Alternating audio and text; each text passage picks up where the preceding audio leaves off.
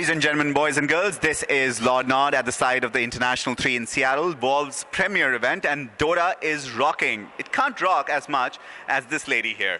Hi, tell us who you are and tell us what you do. My name's Anuxi. I'm also known as Stephanie Everett. That's my real name. I make Dota cosmetics for the heroes. I like the way she said, my name is Anuxi and I'm also known as Stephanie. So this is phenomenal, right? So this is what I can already say she's a true gamer. She is, and welcome to the clan, welcome to the community. Thanks.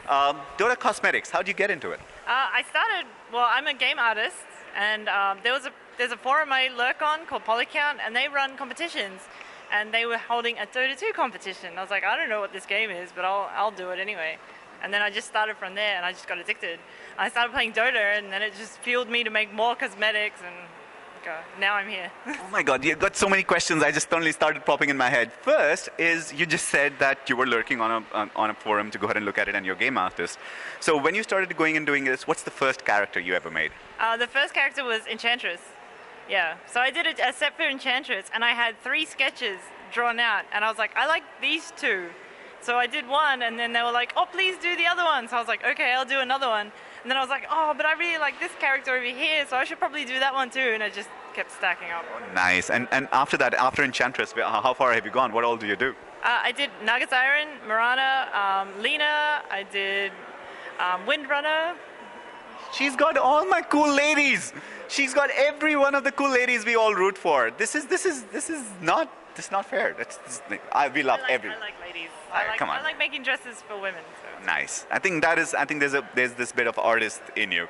Yeah. Good. So you actually went and created all these beautiful dresses for all these ladies. And ever thought of doing something on Indian style? Yeah, actually, that's funny you ask, because I was thinking of doing a Marana on a tiger with an Indian-style costume. Oh, for sure, that's one of our goddesses, right? Guys, all of you know which goddess we're talking about. Write down below. Let her know, I love Anuxi. But I love Anuxi is something, your signature, right? Anuxi love? Yeah, kind of. Yeah, it's all on my digital signatures that I'm handing out. And yes, this lady, if you went and scanned this little badge, this little barcode, you actually get a mythical signature from this lady, and some of us have that, and you'd be proud to know that one of your signatures sell for $90. Oh, did it? Yes. Oh, what? $90. That's crazy. People have too much money. Talking about money, what do you think? There's Valve's been promoting this workshop as a way for a lot of artists to go ahead and start making some money out of this, right? Do you think that's a good? I'm not going to say a career option, and you're welcome to say it is. But is that a good way to start? Does it start bringing money? Yeah, if you're a freelancer, like if you're originally freelancing for other studios, don't totally consider Dota as like a freelancing option when you're having downtime, because you could make more money doing that than your freelance, depending on your client. So nice. Technical question: how do you start going and doing this? Is there a specific skill set you need to have? Do you need to learn Maya? Do you need to learn? Yeah. You need to be an artist first, and a fashion designer, and a 3D modeler, and a painter, and so you're scaring people away. You do it in baby steps. So you start small, and you just keep making stuff, and as you make stuff, you get better, and it's all about that. Yeah, well, go for it, and it's free to start, right?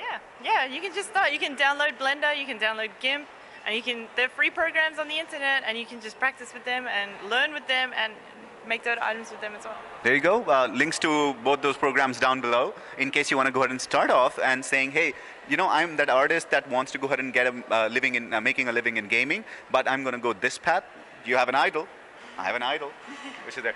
So kind of wrapping this up, and I think our game with Navi is about to go ahead and start, so we better start running there. Last thing you told me, which set all the bells ringing, was you started playing Dota. Yes. Do you like playing Dota? I love playing Dota. I heart Anuxi. I love it. It's stupidly addictive. It is so stupidly addictive. And for this, we'll just get one guy and someone who's you've been working with. Hey, Hector, you want to come over here? Yo, Professor. This is the guy I call Professor. I nicknamed him the Professor or the Coach. So, about 10 minutes ago, actually. but that doesn't matter. He is so smart.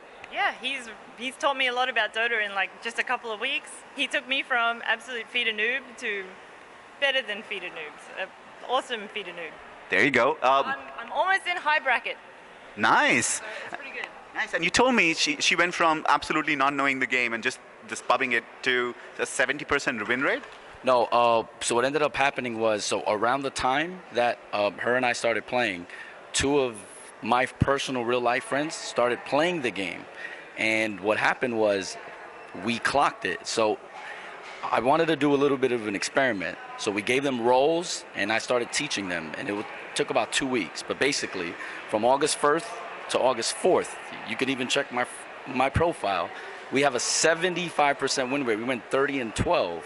And they literally just started the game. But they started the game not randoming or doing anything that they wanted. They knew their roles, they did their jobs, and then we just ended up having a really high win rate. So that proved my theory that if you come into this game with a plan, instead of just, hey, I'm going to random every game, or I'm going to pick a carry or do whatever I want, if you play within a team setting, you can actually have more success, and Dota isn't really that hard.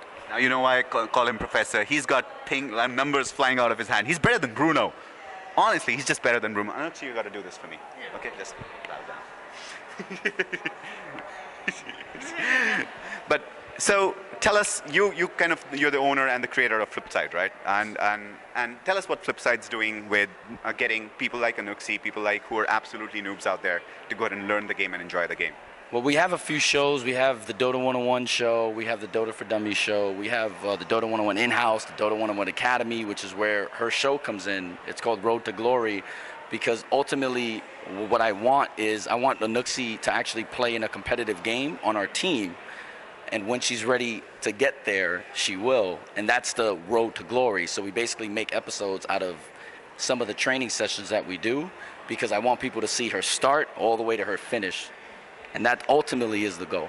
There it is. And if you want to go ahead and get links to Road to Glory, it's also down below. You can go ahead and check it anytime. I'd love to have an Anuxi card, trading card, very soon. Yeah, we've got for Navi and we've got for everyone. It's there. That's like Anuxi trading card, guys. And that's the new economy. You got it. Bitcoin's old. Like it's Steam trading cards. It is just trading cards. Tell us about your experience in this entire journey of on the Road to Glory and going and enjoying the intellectual part of Dota. It's fascinating, actually, because I never actually thought about Dota in that sort of sense. I was just like doing what he says, like randoming and then just doing stupid stuff in the game and then figuring out why I was losing. And then he was like, this is exactly why you are losing, because you're being stupid. Why don't you be smart? And I was like, oh, well, that works. I can be smart. That's not tough. Yeah, that's not tough. So yeah, it really helps just breaking the game down into like small bite-sized things that you can then work on. So the first thing he taught me to do was stack and pull camps as a support, and I was like, I didn't even know you could do that. Like, what does this even do? And as I learnt that and as I practiced it, I was then able to apply that in games and use that to my advantage to help my carry farm and win games. So it was. There you go, guys. As I said, he's the professor. And big news, we're trying to go in and doing something together on LordNod. We all know that maybe we'll be doing something for the India team. This has been LordNod, and I'm at TI3 saying